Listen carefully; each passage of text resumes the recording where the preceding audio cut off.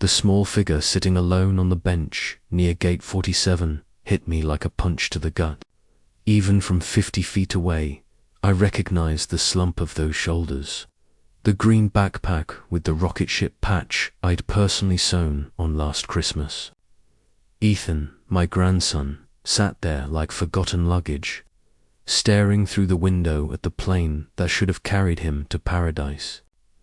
The Hawaii-bound aircraft gleamed in the March sunlight, its engines humming with promise as passengers still boarded. Somewhere in that line were my son Travis, his wife Ashley, and their 2 younger kids, Madison and Kyle, but not Ethan. Not the boy who had lost his mother too young and was now being erased by a woman who saw him as nothing but an inconvenience. I quickened my pace, my architect's mind already calculating angles, trying to make sense of what I was seeing. I'd driven here to wish them all safe travels, to see them off on the vacation I'd paid for $15,000 from my retirement savings, meant to give my whole family 2 weeks in paradise. The same retirement fund I'd carefully built over 40 years of designing buildings that would stand long after I was gone. Ethan, my voice came out steadier than I felt. What are you doing out here, buddy? His head snapped up.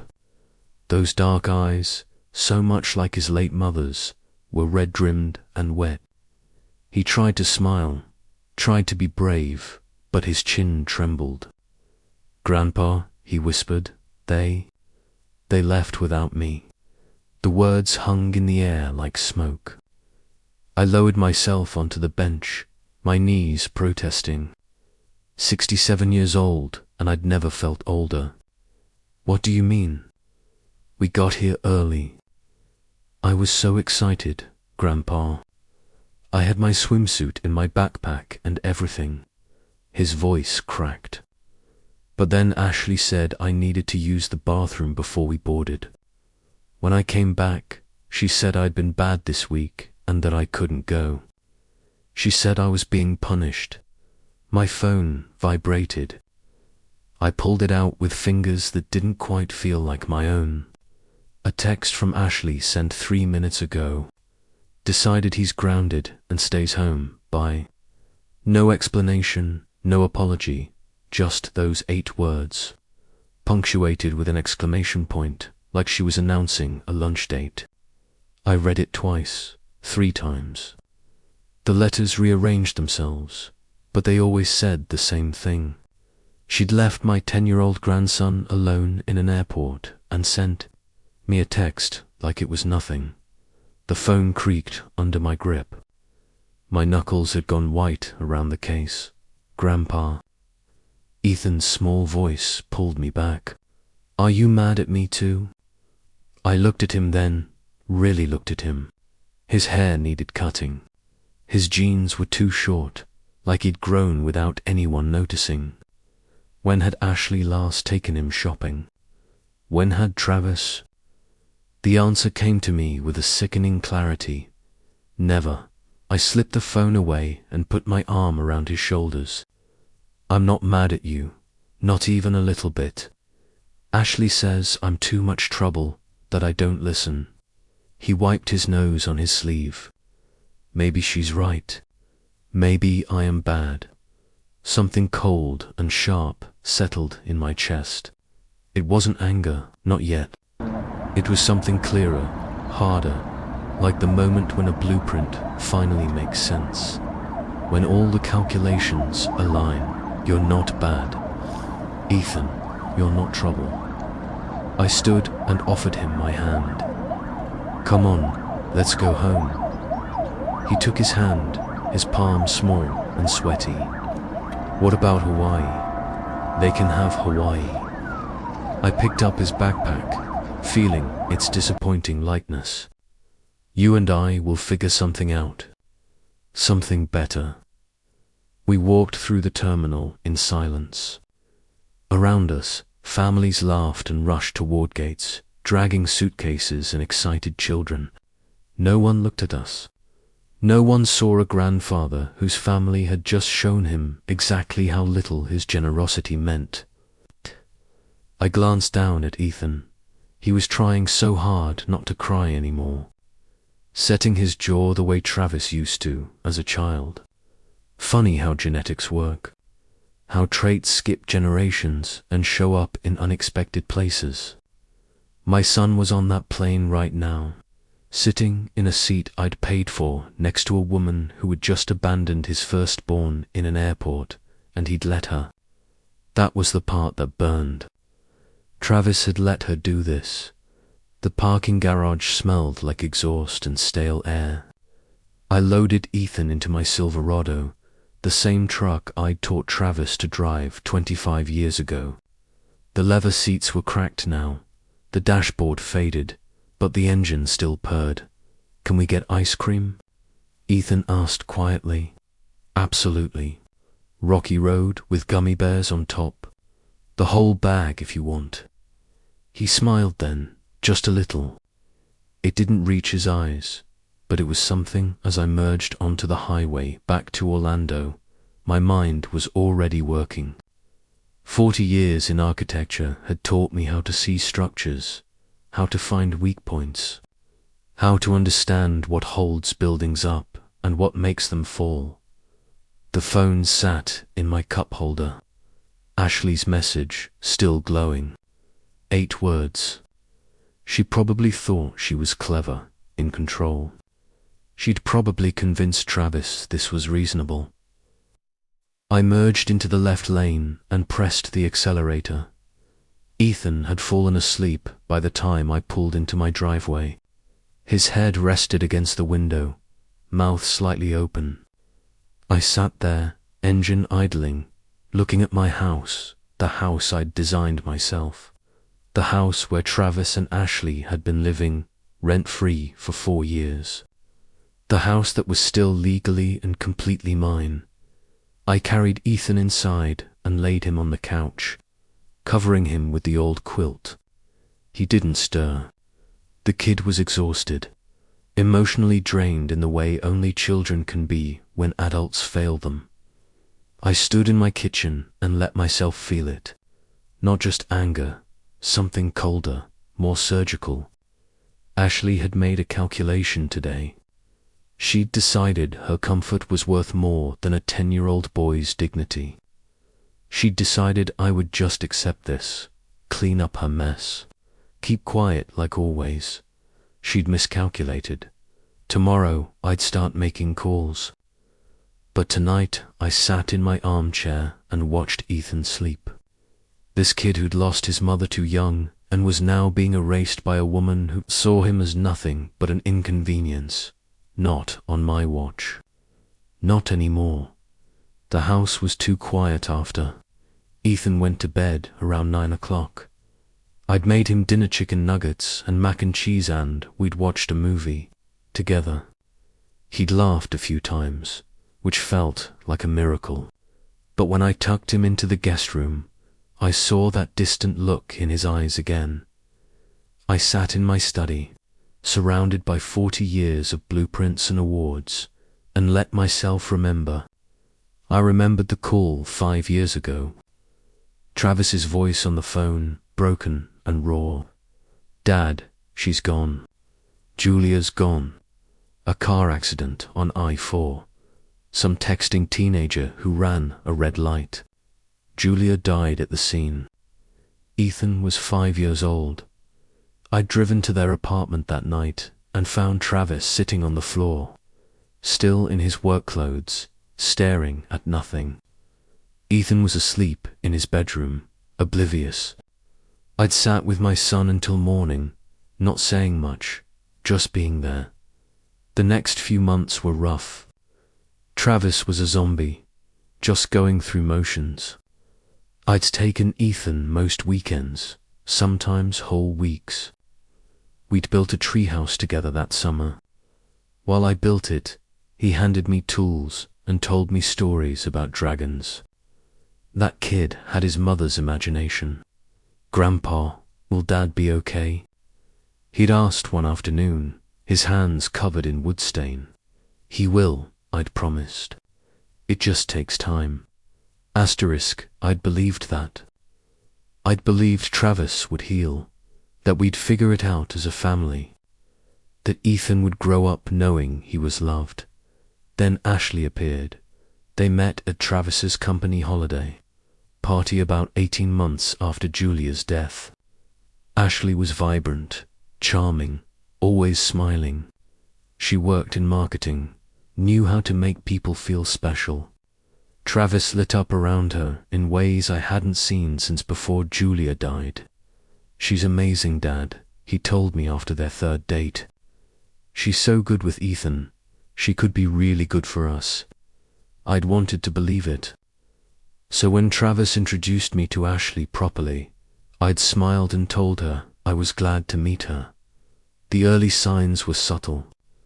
I noticed them, but I told myself I was being paranoid.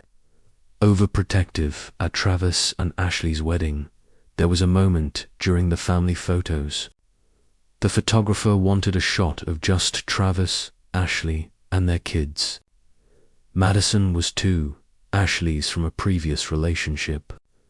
Ethan had stepped forward to join them, and Ashley had placed a hand on his shoulder, gently but firmly guiding him back. Just my daughter for this one. Sweetie, she'd said with that bright smile. Travis hadn't said anything. I'd watched him avoid Ethan's confused eyes. After the wedding, they'd needed a place to stay. Just temporarily, Dad, Travis had assured me, until we find something. My house was big enough. 4 years later, they were still there. Asterisk, I'd watched a pattern develop. Ashley would make dinner, but forget to call Ethan until everyone else had been served. His portions were smaller. His birthday presents cost less than Madison's or Kyle's.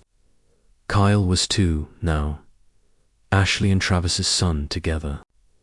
When Ethan made the honor roll, Ashley barely acknowledged it. When Kyle learned to use the potty, there was a full celebration. She's just busy with the little ones, Travis would say when I pointed it out. You know how it is with toddlers. Asterisk, I did know. I'd raised Travis and his sister. I'd never been too busy to celebrate my kids' achievements, no matter how small. The financial reality was something I'd been avoiding, but sitting in my study that night, I made myself pull out the files. The house deed with my name alone on it. The loan statements for the ODQ7 I'd co-signed for as a wedding present Ashley had requested. The credit card bills that came to my address because I was the primary account holder. I did the math. Over 4 years, I'd subsidized their lifestyle to the tune of at least $200,000. The house alone would have cost them $3,600 a month to rent in this neighborhood.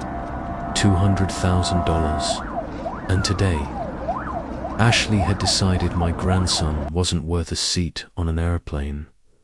I remembered Ethan's 5th birthday, a month after Julia died. I'd thrown him a party at my house because Travis wasn't capable of organizing anything. 20 kids, a bounce house, a dinosaur cake. Ethan had hugged me so hard that day. You're the best grandpa ever, he'd said, his face sticky with frosting. You're the best grandson ever, I told him. I'd meant it. I still meant it. What had happened to that promise? When had I become complicit in Ashley's systematic erasure of this kid? I'd told myself I was keeping the peace, being supportive, but the truth was uglier. I'd been a coward. I'd watched it happen and done nothing until today. I looked at the clock. Nearly midnight. In Hawaii, it was 6 p.m. Travis and Ashley would be settling into their hotel, probably enjoying sunset drinks while Madison and Kyle played in the sand, living it up on my dime. My phone sat on the desk, still showing Ashley's message. Decided he's grounded and stays home, but the casual cruelty of it still made my chest tight. But beneath the anger, something else was forming. Something cold and precise. Architecture had taught me that the most elegant solutions are often the simplest. You don't need complicated schemes or dramatic confrontations. You just need to know which support beam to remove. I opened my laptop and started making notes. Names, numbers, account information. By 2 a.m., I had a list. By 3, I had a plan. It wasn't complicated. It was remarkably straightforward, which made me smile for the first time since the airport. 40 years of building had taught me construction, but it had also taught me demolition. And sometimes demolition is the only path forward. I checked on Ethan one more time before bed. He was sprawled across the mattress, one arm hanging off the side, deeply asleep. His face was peaceful now, younger looking in sleep. "It's going to be okay, buddy," I whispered. "I promise." This time I meant to keep that promise. No more being quiet. No more keeping the peace. Ashley had made her choice today when she left him in that airport. Now it was my turn to make mine. The next 3 days passed in a strange kind of clarity. Ethan stayed with me, sleeping in Travis's old room, and I told him his dad and Ashley were having some time away. He seemed relieved more than upset, which told me everything. I spent those days doing what architects do best, analyzing structures. Only this time, the structure was my own life. On the morning after the airport, I pulled out my file cabinet. Property deed for the house purchased 20 years ago, entirely in my name. Mortgage paid off in 2015. Current market value, $950,000. Travis and Ashley had been living here rent-free for 4 years. I did the math. Comparable rentals ran $3,600 a month. That was $172,000 in housing alone. But it didn't stop there. I found the paperwork for the Audi Q7. Ashley had wanted it as a wedding present. I'd co-signed a loan, $48,000. They'd made maybe 6 payments before money got tight. Guess who'd been covering it? Then the credit cards.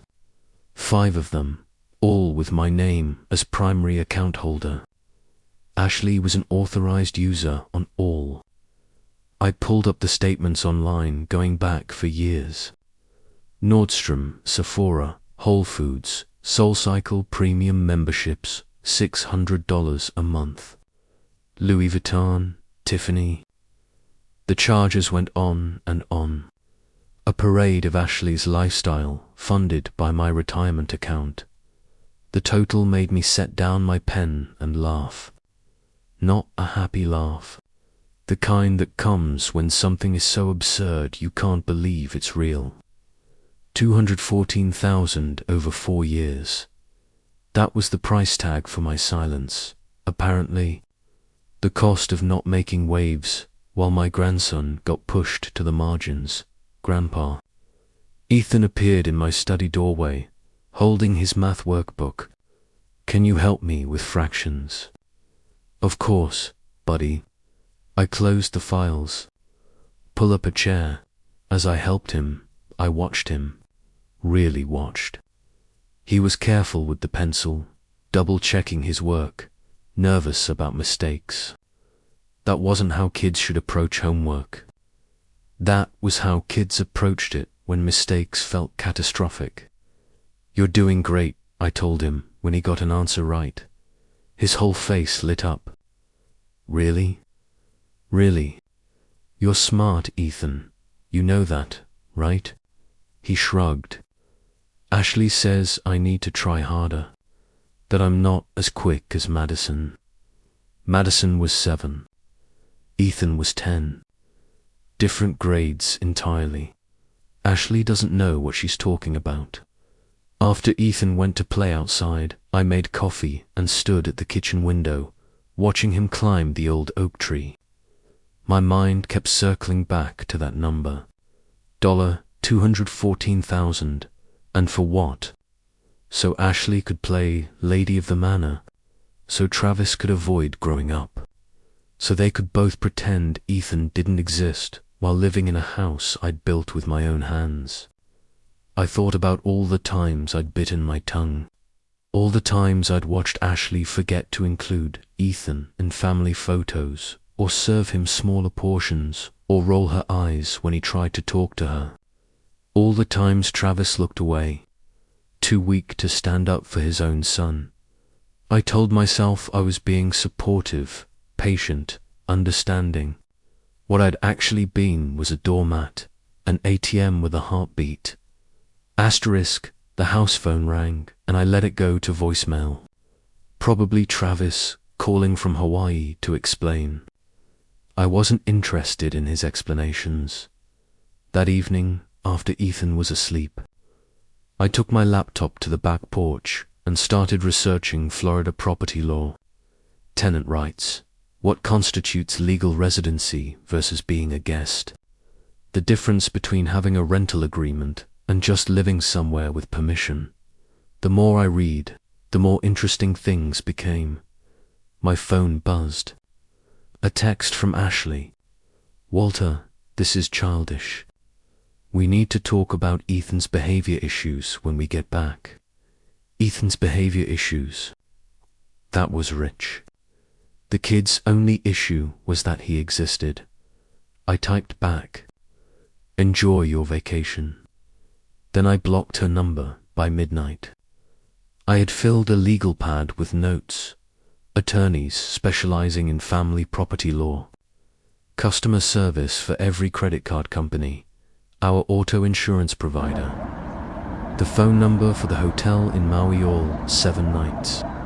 Premium ocean view, $1,200 a night. I'd paid for their paradise, every single cent.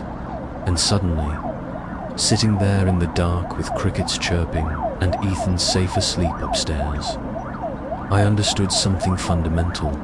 The power in this situation had always been mine. I'd just been too busy being nice to use it. Travis and Ashley had built their entire life on my foundation, literally and figuratively. They'd gotten comfortable, complacent. They thought I'd never pull the rug out because I never had before. They'd forgotten something important about architects. We don't just know how to build. We know how to demolish. And we know exactly which supports to remove to bring the whole structure down. I looked at my notes, at the list of phone numbers and account information, at the house deed, at the calendar showing March 13th. They'd left yesterday, which meant they had 12 more days in Hawaii. Plenty of time. I picked up my phone and scrolled through my contacts. I had work to do starting tomorrow morning. But first, I texted Ethan's friend's mum. Change of plans. Ethan staying with me for a while. Then I opened a new note on my phone and titled it, Project Demolition. The list started simple. Lawyer, consultation, bank, credit cards, insurance, vehicles, hotel, Hawaii. I smiled at the screen. After 40 years of building things, I was about to find out how satisfying it could be to tear them down. Norman. Gilbert's office was in a converted Victorian downtown, all dark wood and leather furniture that smelled like old books. I'd never needed a lawyer before, but I'd heard Norman's name around town. He had a reputation for being thorough, discreet, and effective. Mr. Thornton, he shook my hand. What can I do for you? I laid it out. The house, the lack of rental agreement, for years of free living. I kept my voice neutral, factual. Let the numbers speak. Norman listened, making notes. When I finished, he leaned back. Let me make sure I understand. Your son and his wife live in your house. No lease, no rental agreement. They don't pay rent, utilities, or property taxes, correct? And the house is solely in your name. Purchased before either of my marriages.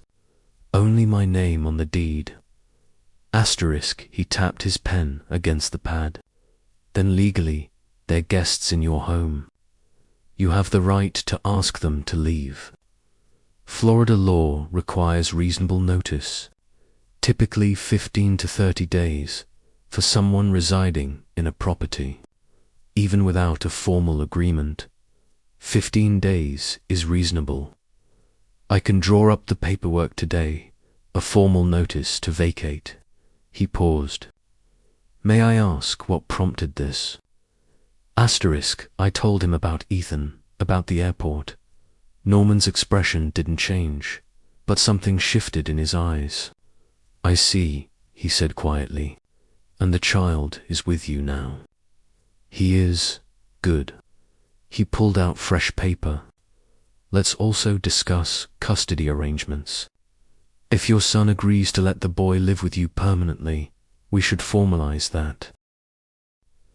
I left Norman's office an hour later with documents and a follow-up appointment. The eviction notice would be delivered March 16th, giving Travis and Ashley exactly 15 days from when they returned. Next stop, the bank. The branch manager, Patricia, had handled my accounts for 15 years. Mr. Thornton, how are you? I need to make changes to my credit card accounts. We sat in her office while I went through each card. I want to remove Ashley Thornton as an authorized user on all of these. Effective immediately.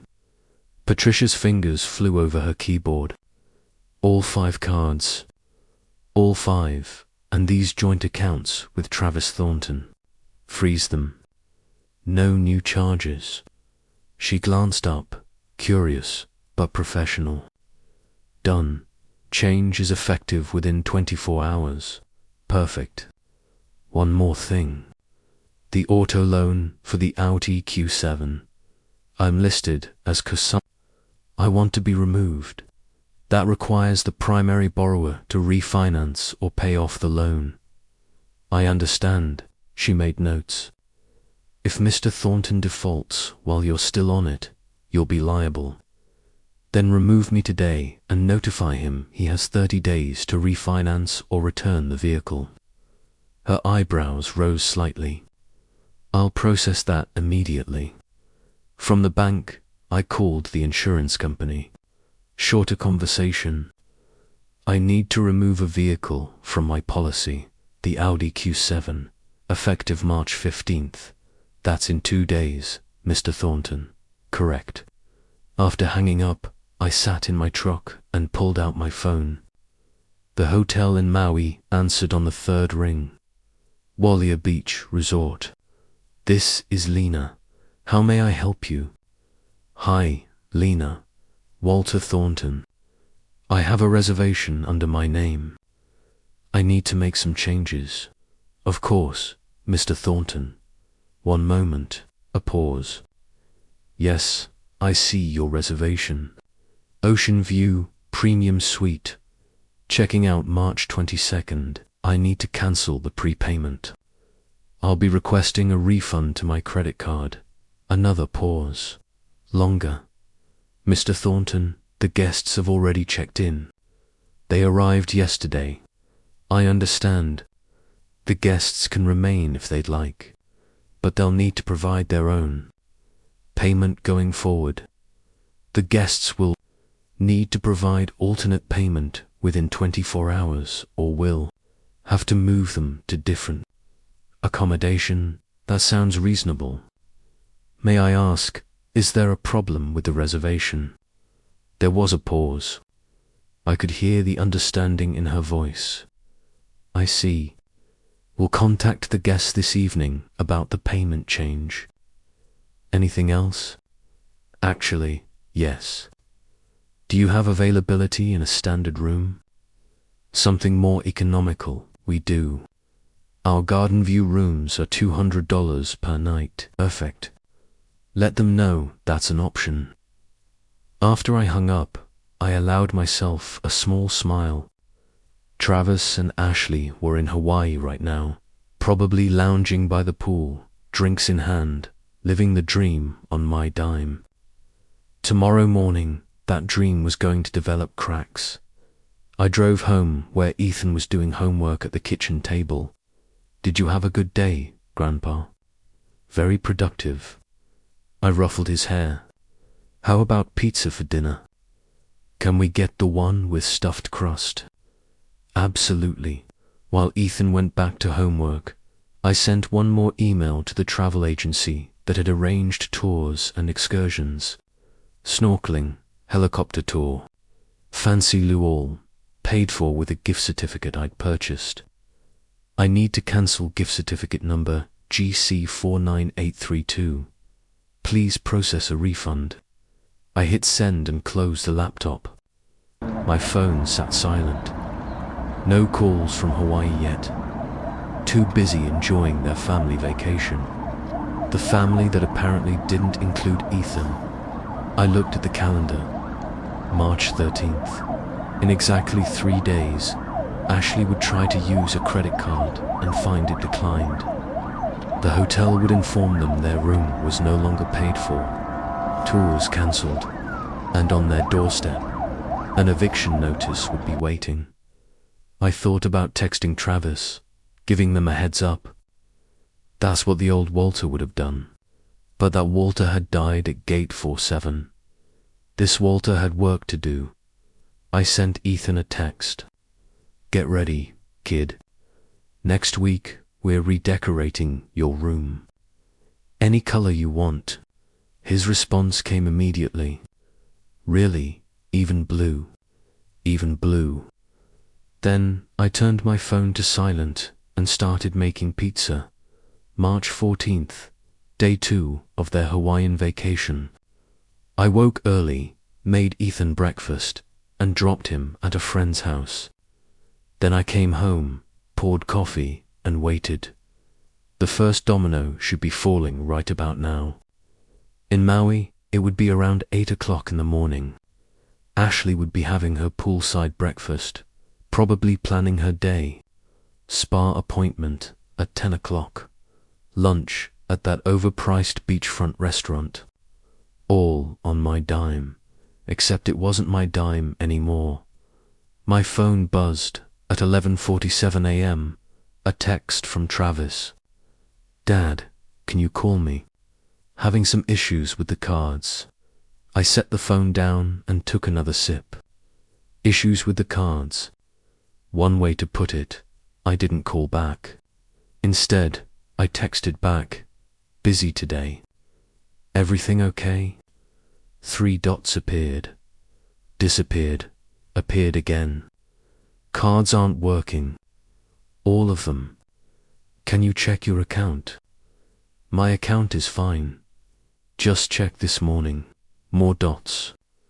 I could practically feel his confusion. "That doesn't make sense. Ashley's cards aren't working either. Strange.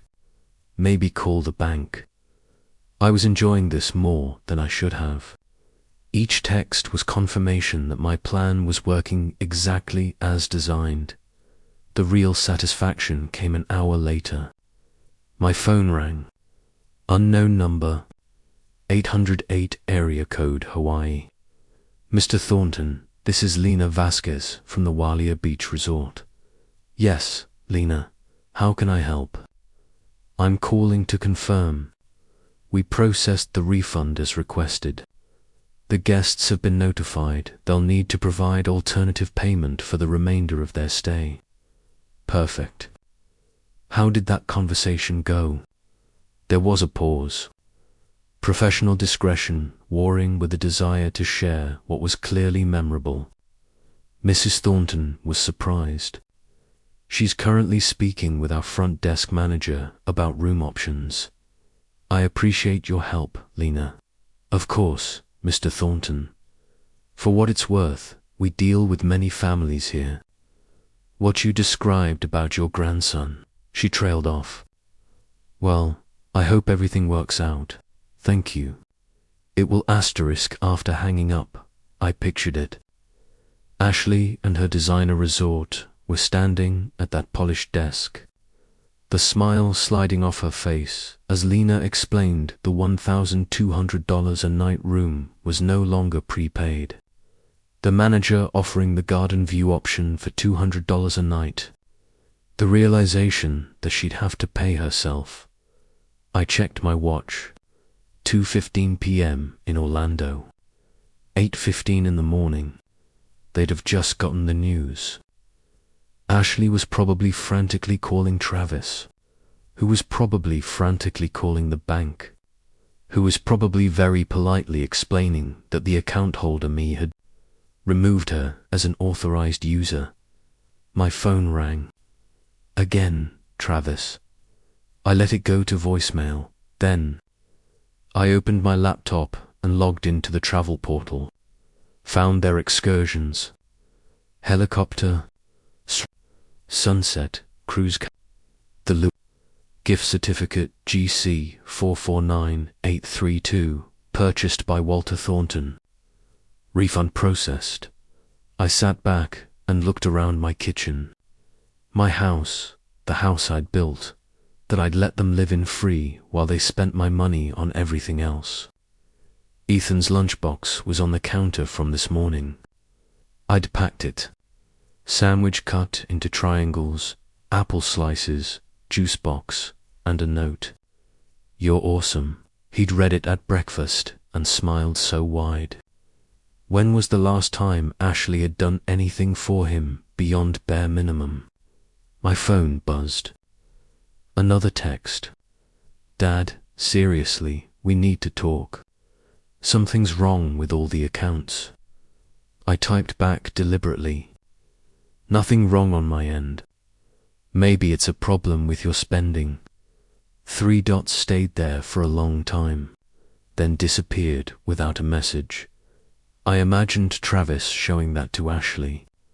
Her face when she realized this wasn't a technical glitch or bank error, that it was intentional. By evening, 7 more calls from Travis. 3 from unknown Hawaii numbers, increasingly frantic texts. The last came at 6:32 p.m. We need to move to a different room. They're charging us $200 a night now. Dad, please. What's going on? I stared at that message. Part of me, the old doormat part, wanted to cave, to call back, to explain, to make it all okay. But then I remembered Ethan's face at the airport. The way he'd tried so hard not to cry. The way he'd asked if he was bad. I deleted the message. 7. I picked Ethan up. He was happy, animated, telling me about the Lego castle they'd built. Can Tommy come over sometime? Of course. Maybe this weekend. Asterisk really. He looked at me like I'd offered him the moon. Really? This is your house, too. You can have friends over whenever you want. He was quiet. Ashley always said Tommy was too loud. Well, I said carefully, Ashley's not here now, and when she gets back, things are going to be different. Different how? Better. Things are going to be better. That night, after Ethan slept, I sat on the back porch with a beer and my phone. Travis had finally stopped calling.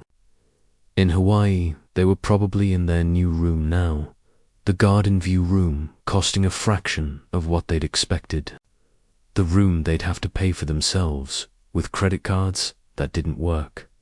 Asterisk, I pulled up photos and found Ethan's 10th birthday 6 months ago. There we were, him and me, with the cake I'd bought and decorated. Travis was in the background looking at his phone. Ashley wasn't in the shot. She'd been busy.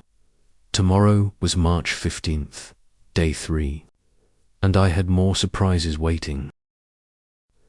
I spent March 15th morning doing ordinary things. Made pancakes with Ethan. Helped with reading homework. took him to the park, pushed him on the swings while he laughed in a way I hadn't heard in months. My phone stayed in my pocket, silent except for occasional buzzes I ignored. After lunch, when Ethan was absorbed in a movie, I finally checked my messages. 16 missed calls, 23 texts. I scrolled through them with my coffee, enjoying every word. Travis, 9:47 a.m. Hawaii time. Dad, the rental car company just called. They're taking back the car. Something about insurance. Please call. Travis, 10:23 a.m. We can't do any tours. They're all cancelled. The agency says you cancelled them. Why? Travis, 11:15 a.m. Ashley is freaking out. We can't even get an Uber because none of the cards work. We're stuck. And then Travis, 2:34 p.m. What the hell is going on? No more. Dad, please. He'd figured it out. My phone rang. Travis. This time I answered, double quotes, hello, son, Dad. His voice was tight, controlled. Someone trying hard not to explode. What are you doing, me? I'm having a lovely day with Ethan. We went to the park. He went down the slide 17 times. Silence. I could hear Ashley in the background, voice sharp and angry. The credit cards, Travis said finally. The hotel, the rental car, the tours. This is you, isn't it? Dad, this isn't funny. We're stuck here, can't what? Can't enjoy the vacation I paid for, the vacation you left Ethan out of. More silence. Ashley's voice got louder. It was a misunderstanding, Travis started. A misunderstanding.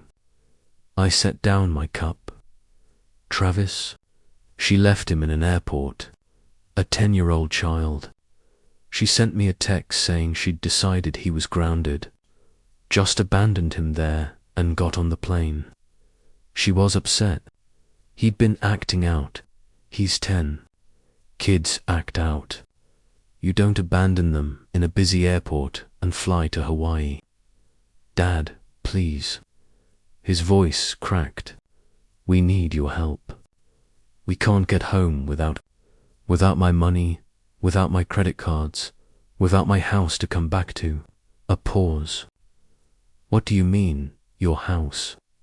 I smiled. He hadn't gotten that email yet.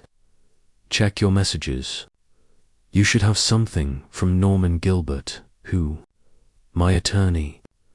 He sent you both an email this morning. Might have gone to spam. I heard rustling. Ashley's voice, getting insistent. Then Travis, hollow. An eviction notice. You're evicting us. Technically, notice to vacate, since you don't have a lease.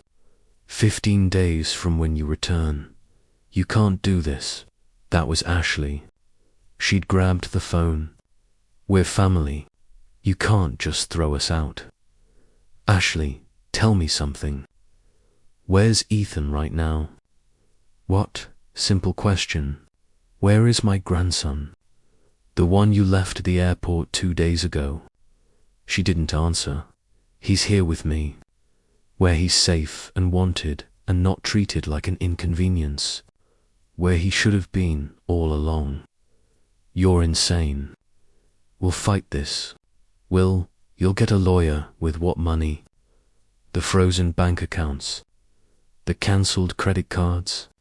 Or maybe you'll use the Audi I stopped paying for. Oh wait, that doesn't have insurance. I could hear her breathing, sharp and angry. This is because of him, isn't it? Her voice was venomous. That kid has been a problem since day one. He needs discipline. That kid is your stepson, Travis's son, a child who lost his mother and deserved better than you. Travis, are you hearing this?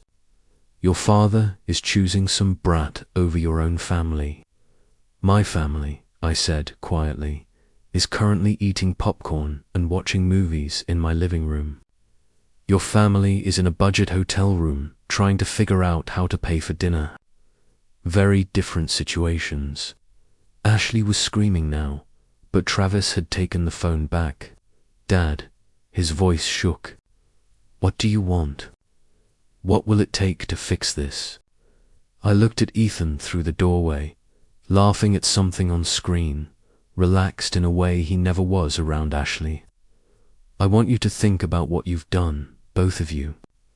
I want you to think about what kind of man leaves his son behind so his new wife can have a perfect family photo. I want you to spend the next few days in that cheap hotel room, wondering how you're going to get home, where you're going to live. The way Ethan was left wondering in that airport. That's cruel. No, son. What's cruel is leaving a 10-year-old in an airport. What I'm doing, this is called consequences. I hung up, my hands shook slightly. Not from anger. That had cooled into something harder. From satisfaction. After 4 years of watching them take and take, I'd finally taken something back. My phone immediately started ringing. I powered it off. Later, I got an email from Lena. Mr. Thornton just wanted to let you know the guests moved to Garden View. They seemed quite distressed. I hope everything resolves well. I wrote back, thank you, Lena. Everything is resolving exactly as it should. Then I joined Ethan and we watched the rest of the movie. He fell asleep against my shoulder halfway through, and I didn't move until the credits rolled. Outside, the sun was setting over Orlando. In Hawaii, Travis and Ashley were facing their first real night in paradise without my money, and it was just the beginning. March 16th dawn, clear in Orlando. I was making eggs when my phone buzzed with an email notification. Norman Gilbert, my attorney. Mr. Thornton, the notice to vacate was successfully delivered electronically at 8:47 a.m. Hawaii time. Per Florida statute, this initiates the 15-day notice period upon their return. I smiled. In Hawaii, it was 2:47 in the morning. They'd wake up to that email. What a way to start their day. Ethan came into the kitchen, hair sticking up. Morning, Grandpa.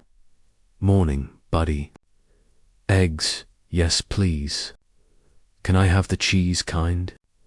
You can have anything you want. While he ate, I checked my messages. An automated notification from insurance confirming the Audi had been removed from my policy. A text from Patricia at the bank. The cosigner removal on Travis's car loan had been processed. Everything was falling into place. Asterisk. My phone rang around 10 o'clock. Unknown Hawaii number. I let it ring through, then listened to the message. It was Travis. His voice was different now. Hollow, defeated. Dad, we got the eviction notice. The email from your lawyer. I don't understand how it came to this. Ashley's trying to call her family, but nobody's answering. Insurance called about the Audi. The bank called about my car. Everything's falling apart. There was a long pause. Ashley was yelling in the background.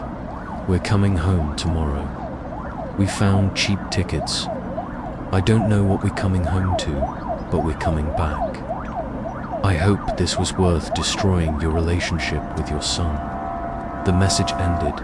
I sat there, phone in hand. Worth it. I looked out at Ethan climbing the oak tree, fearless and laughing. A kid who'd been invisible in his own home, left in an airport like forgotten luggage. Yeah, it was worth it. Around noon, my phone rang again.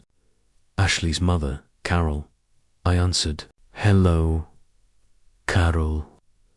Walter, her voice was tight. Did you really leave Ethan at the airport? Actually, Carol, it was the other way around. Ashley left Ethan at the airport. I found him there, alone, crying, watching the plane fly away without him. Silence. She called me this morning, Carol said finally. Told me some story about you cutting off their money, cancelling their vacation, evicting them. She wanted me to wire her cash. Said you'd gone crazy. Did you? No, because first I called Travis's sister, Amy, and Amy told me she'd gotten a very different phone call from you last week about what really happened. I'd forgotten about that call. Travis's sister and I had always gotten along. When I'd told her about Ethan, she'd been horrified. I'm ashamed, Carol continued, that my daughter could do something like that to a child, to any child, but especially one who lost his mother so young. I appreciate you saying that. Ashley's been calling me every hour. I'm not answering. Neither is her sister. We both told her the same thing. Fix what you broke or don't call us. Carol paused. That boy is welcome at my house anytime, Walter. Any time at all. After we hung up, I sat back. I'd made that call to Carol a week ago, right after the airport, betting that a grandmother's heart would override any loyalty to Ashley. I'd laid out exactly what happened, provided the text Ashley had sent me, explained the years of small cruelties. I'd been right to bet on it. Asterisk that afternoon, another voicemail from Travis. This one was shorter, more desperate. Dad, Ashley tried to call her mum, her sister. Nobody's picking up. How did you talk to them? What did you tell them? There was a bitter laugh. Of course you did. You planned all of this, didn't you? Every single piece. The cards, the hotel, the eviction notice, even poisoning Ashley's family against her. I told them the truth, son, I said to the empty kitchen. That's all I had to tell them. By evening, I'd gotten 6 more calls from Hawaii. The messages grew increasingly frantic. Ashley had apparently tried to book a hotel for when they got back to Orlando, only to find that with no working credit cards, she couldn't put down a deposit. Travis's last message came at 8 p.m. We leave tomorrow morning. Early flight. We'll be back by evening. Dad, please, whatever you're planning when we get there, please remember that Madison and Kyle are just kids. They didn't do anything wrong. He was right about that. Madison and Kyle were innocent, but they weren't my responsibility anymore. I texted back for words. Ethan is a kid too. The response came immediately. I know. I know that now. Please. I didn't respond again. That night, I did something I enjoyed more than I should have. I went through the house, room by room, and boxed up everything that belonged to Travis, Ashley, Madison, and Kyle. Clothes, toys, toiletries, documents. I was methodical, labeling each box clearly. Ethan helped with some of it, though he didn't understand why. Are they moving, Grandpa? Yes, buddy. They need their own place. Oh, okay. He handed me another box. Are we staying here? We are. This is our house. Yours and mine. He smiled at that. Good. I like it here with you. By midnight, the living room was full of neatly stacked boxes. Everything they owned, packed and ready. I'd even printed out the eviction notice and taped it to the front door. I stood in the doorway looking at my handiwork. For years, they'd lived here. For years of taking my money, my home, my generosity, and giving nothing back except mistreatment of a child. Tomorrow, They'd walk through that door and see exactly how much power they'd never actually had. Tomorrow the fantasy would end. March 17th, the day they came home. I knew their flight schedule. They'd land at 6:23 p.m., an hour through the airport, 30 minutes home. They'd arrive around 8 o'clock. Ethan was at school, blissfully unaware. I'd arranged for him to sleep over at Tommy's. Whatever happened when Travis and Ashley walked through that door, I didn't want Ethan near it. At 3, my phone rang. Travis, calling from Maui Airport. We're boarding soon. His voice was exhausted. Dad, what are we coming home to? The consequences of your actions? Can you just tell me what to expect? Your belongings are packed. The eviction notice is on the door. You have 15 days to find somewhere else. 15 days. He said it like a foreign language. Where are we supposed to go? That's not my problem anymore. We have kids, Madison and Kyle. You have 3 kids, I interrupted. You keep forgetting. Ethan is your child, too. I know that. I think you've spent 4 years letting your wife treat him like he doesn't exist. I think you let her leave him in an airport and got on a plane without looking back. Silence. And now you're upset. There are consequences. That the free ride is over. Dad, I'll see you at 8. I hung up an hour later. Ashley called, voice shrill and desperate. Walter, you have to stop this. We have nowhere to go. No money, no credit cards. You have Travis's salary. You're adults. Figure it out. I can't believe you're doing this after everything we've done for you. I laughed. Done for me. Let me read you something. In 4 years, you've cost me $214,000. Housing, car payments, insurance, credit cards, various loans. You've done nothing except take. We gave you family. We gave you grandchildren. You gave me access to grandchildren while systematically abusing one. That's not a gift, Ashley. That's hostage-taking. She started crying. Big, dramatic sobs. My mother won't even talk to me. My sister hung up. What did you tell them? The truth. That you left a 10-year-old boy in an airport because he was inconvenient. He was being difficult. He's a child, Ashley. A child who'd already lost his mother. He didn't need to learn anything except that he was loved. Instead, you taught him he was disposable. The line went quiet. When you get here, I said, your things will be packed. Take them and go. You have 15 days, but I suggest you do it tonight. Travis won't let this happen. He's your son. Where was that spine when you were mistreating his firstborn? Where was it at the airport? I ended the call. The hours crawled. I made dinner, but couldn't eat. Checked the boxes one more time. Confirmed Ethan was settled at Tommy's at 7:45. A text from Travis. We just landed. I texted back. See you soon. Then I settled into my armchair with a book. Door unlocked, waiting. They arrived at 8:17. I heard the rental car pull in. Car door slammed. Madison's voice. Why are there boxes? The front door opened. I didn't look up. Double quotes. Hello, Travis. Ashley. Asterisk. The silence was profound. They took in the scene. Stacked boxes, empty spaces, the eviction notice. Dad, Travis said finally. What have you done? I marked my page.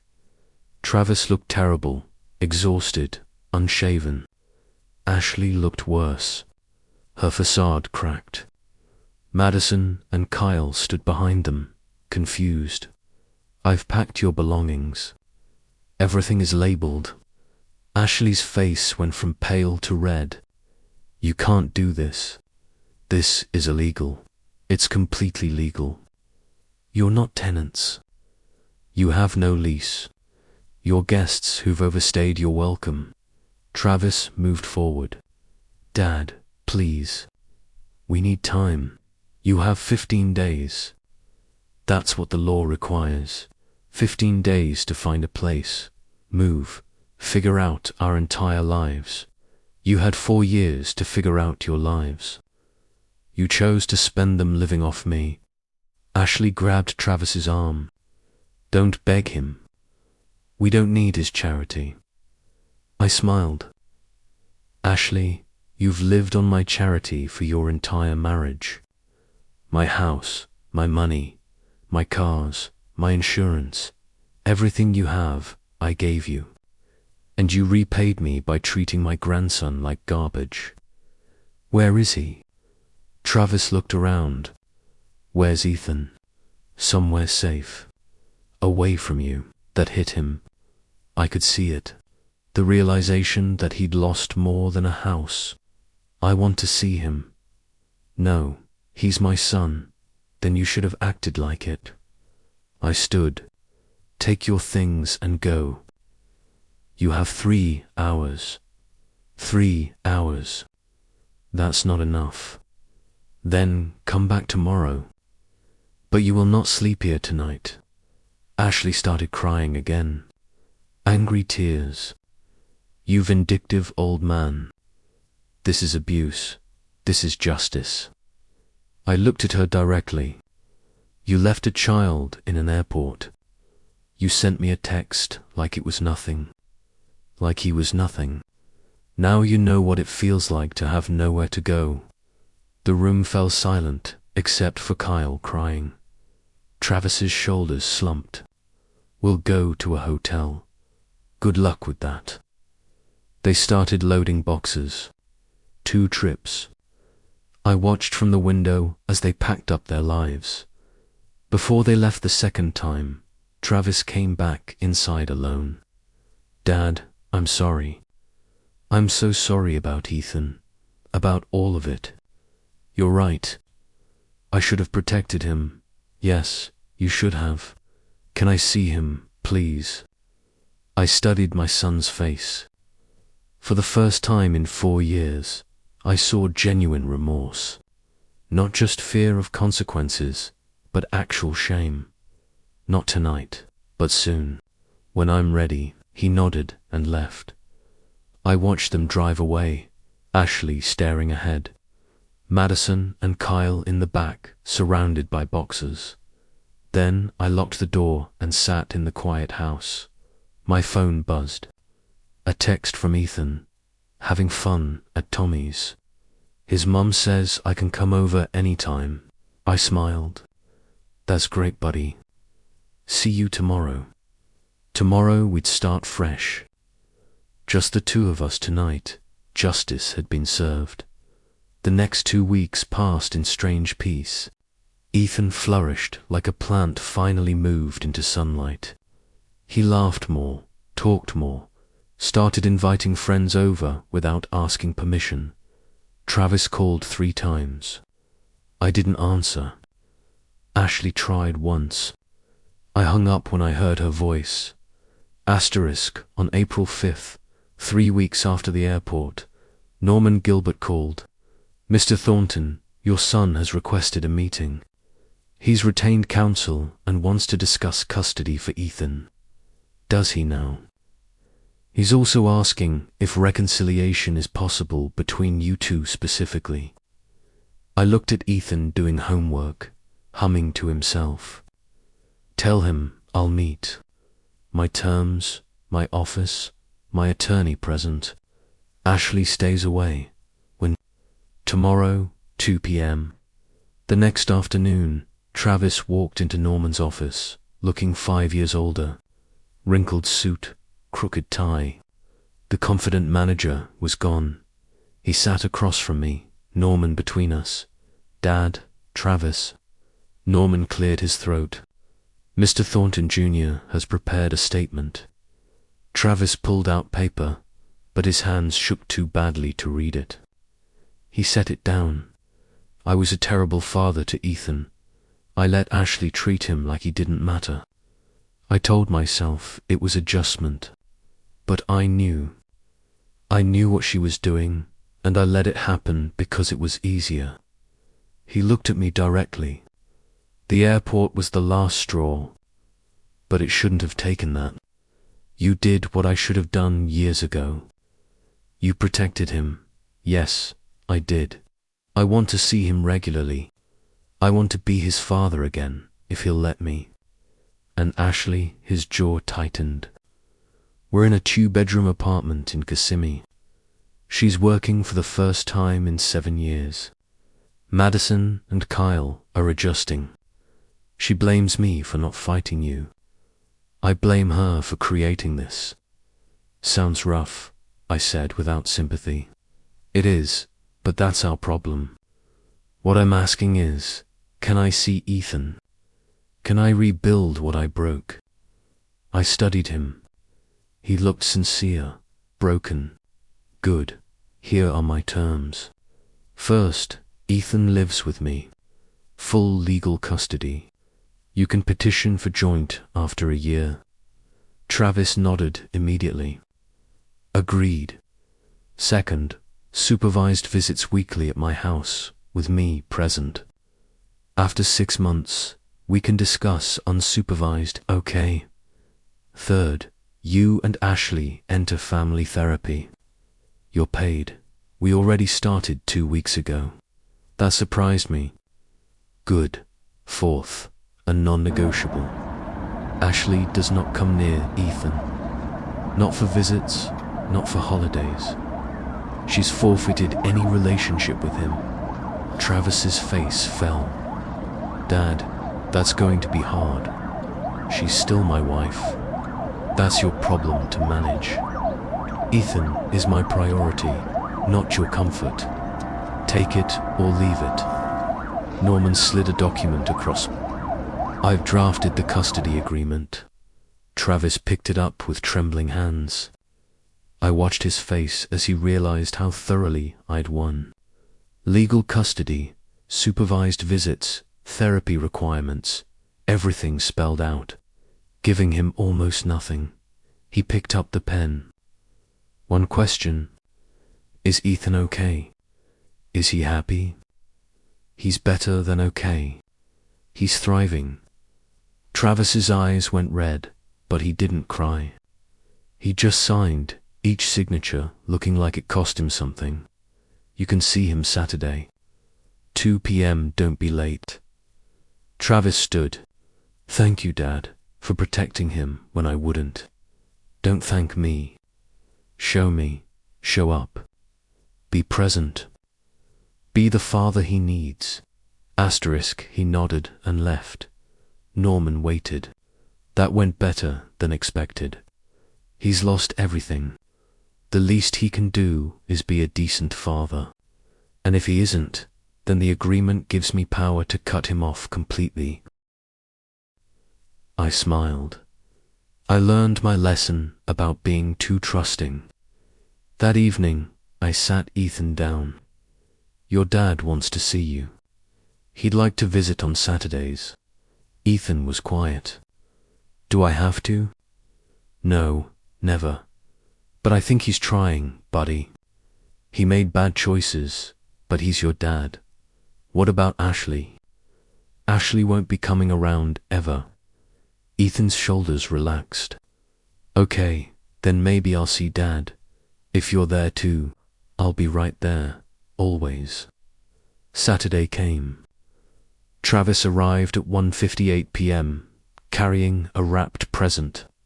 Hi, Dad. Travis. I let him in. Ethan was building with Legos. He looked up. Hope, fear, anger, sadness, all crossing his face. Hey, Ethan, Travis said quietly. Hi, I brought you something. He held out the present. Ethan unwrapped it slowly. Inside was a photo album. Pictures of Julia, his late mother, Ethan as a baby, the treehouse. Page after page of memories.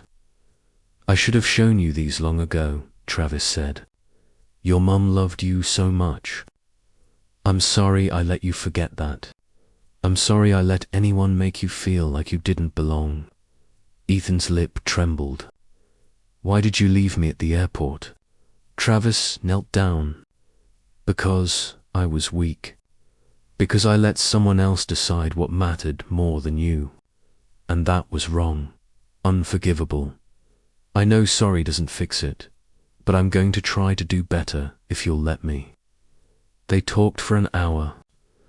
I stayed in the kitchen, close enough to intervene, letting them have their moment.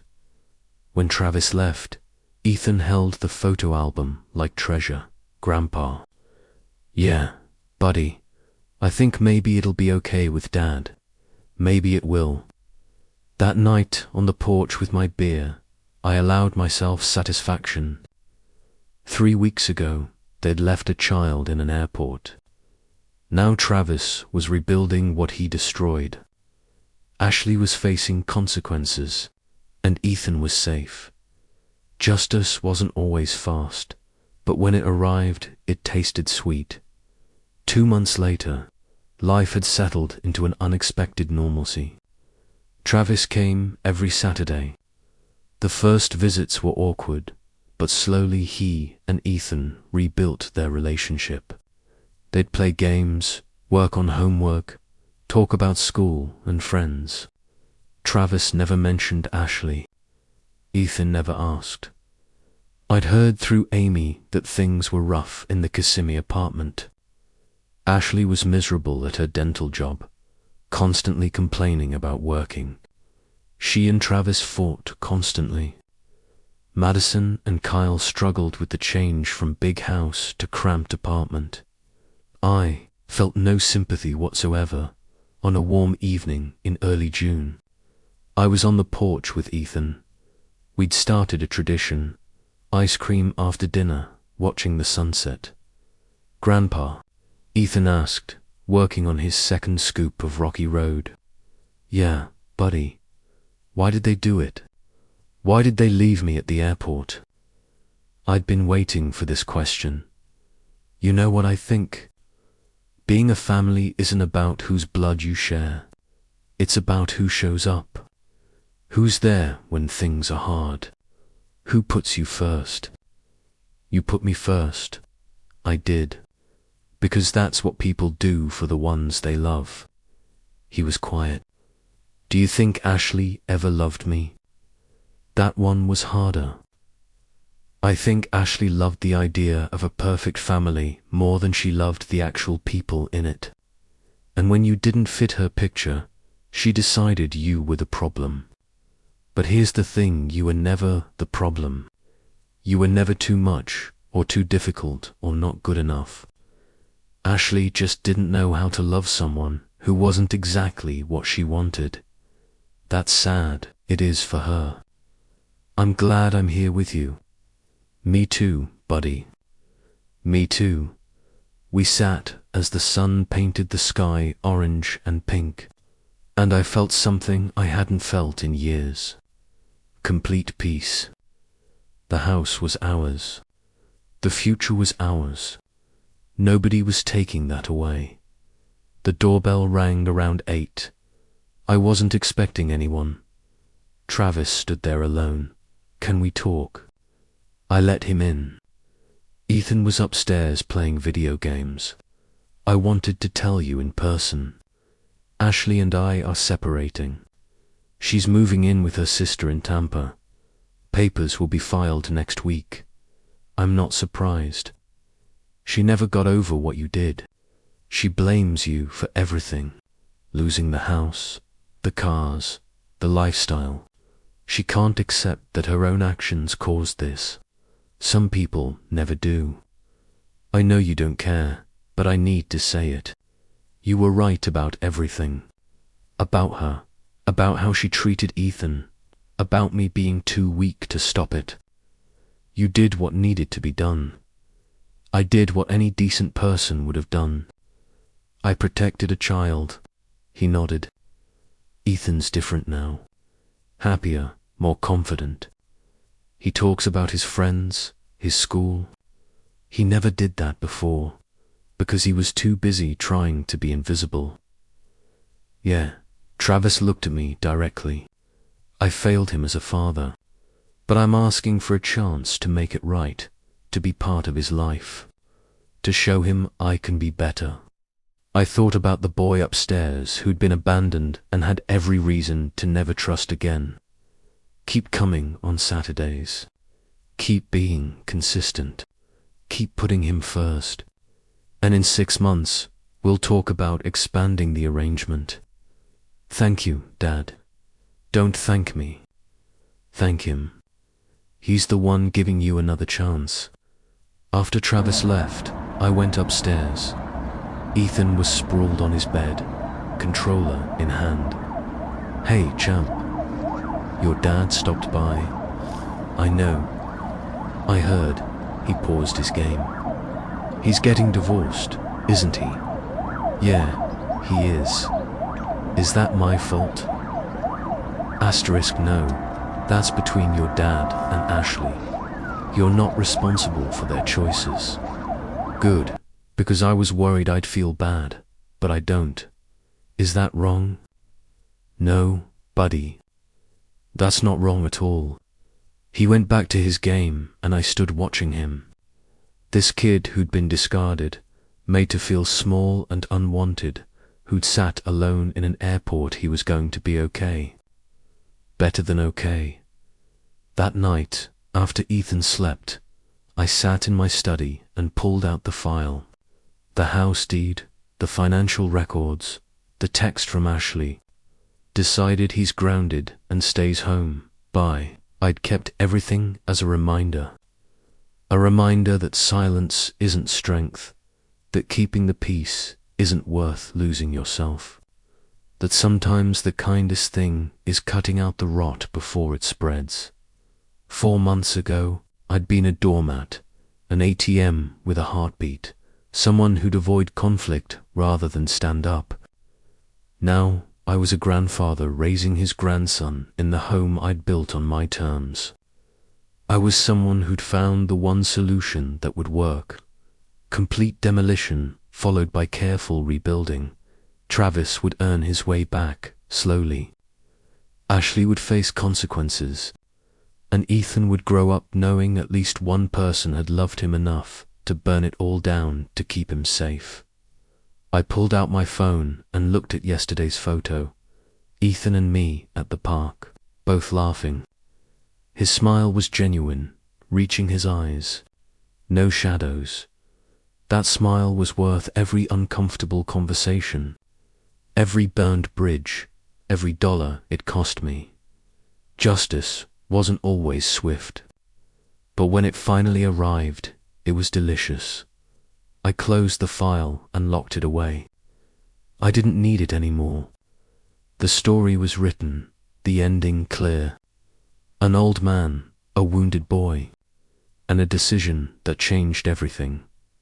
Sometimes, the greatest revenge is simply refusing to let cruelty win. Asterisk, what I've learned from this experience is that justice isn't about revenge for revenge's sake, it's about restoring balance. When Ashley left my grandson at the airport, she created an imbalance that needed correction. My response wasn't about hurting her for the sake of hurting her. It was about protecting a child who couldn't protect himself. I've come to understand that sometimes the most loving thing you can do is say no. No more enabling. No more turning a blind eye. No more allowing cruelty to continue in the name of keeping peace. Real peace comes not from avoiding conflict, but from standing up for what's right, even when it's difficult. The most surprising part of this journey has been watching Ethan blossom. Freed from the constant criticism and neglect, he's become confident, happy, and secure. He's learned that he's worthy of love and protection, not because of what he does, but simply because he exists. As for Travis and Ashley, they're facing the consequences of their choices. Travis has a chance to rebuild his relationship with his son, but only if he proves he's changed. Ashley has lost everything she took for granted, and perhaps in time she will reflect on why in the end. This story isn't just about revenge, it's about the transformative power of love and the courage to do what's right, even when it's hard.